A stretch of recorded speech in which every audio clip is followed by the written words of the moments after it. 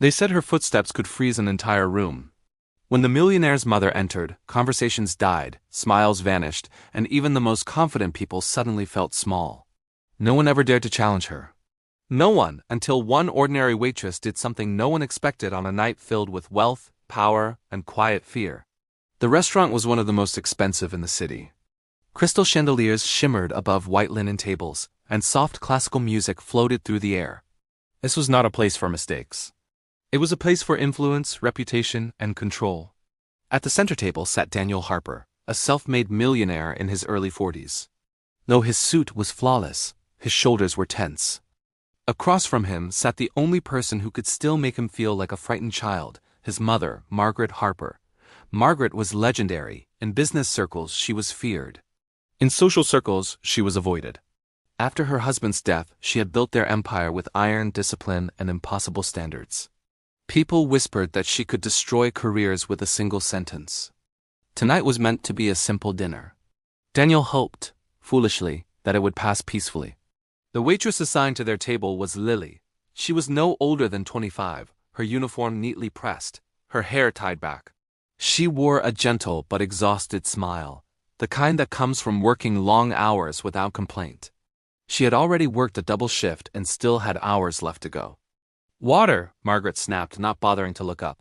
"Yes, ma'am," Lily replied warmly, placing the glass down carefully. Margaret frowned instantly. "Is this room temperature? Do you people not understand basic service?" "I'm sorry," Lily said softly. "I'll bring chilled water right away." Margaret laughed sharply. "Sorry doesn't fix incompetence."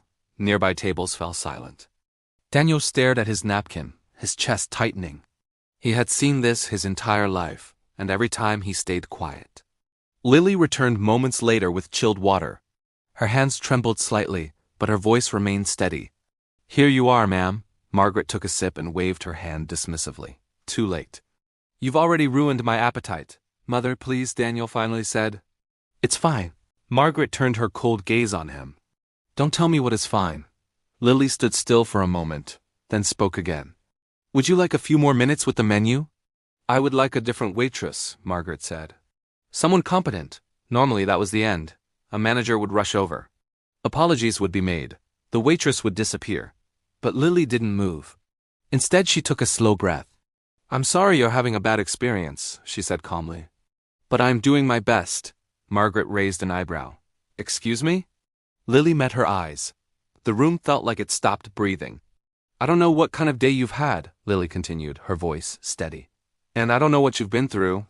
But speaking to people like they're nothing doesn't make things better." Gasps echoed through the room. Margaret stood abruptly. "How dare you speak to me like that?" Lily nodded slowly. "You're right, I'm just a waitress. But I'm also a person." Silence fell.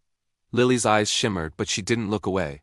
"My mom used to tell me that kindness costs nothing," she said quietly. "But it can change everything." Tonight, I chose to be kind, even when it was hard. For the first time, Margaret Harper had no words. Daniel stood up, his voice shaking but firm. "She's right." Margaret stared at him in shock. "I've watched people fear you my whole life," he continued.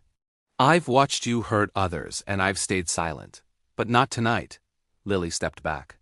"I'll get the manager," she said softly. "No," Margaret said suddenly.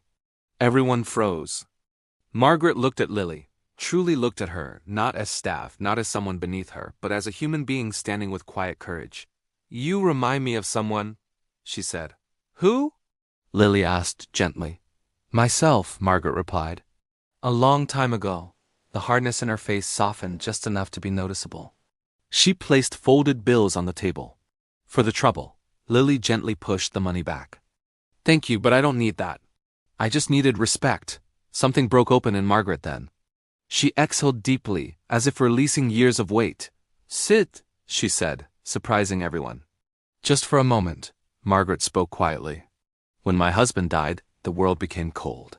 I learned to be harder than it. Somewhere along the way, I forgot how to be kind." Daniel felt tears rise. "You didn't silence me," Margaret said to Lily.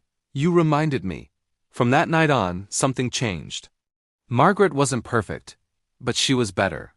She funded kindness programs in local restaurants. She wrote Lily a letter every year. And Daniel learned that standing up for kindness was the bravest thing he could do.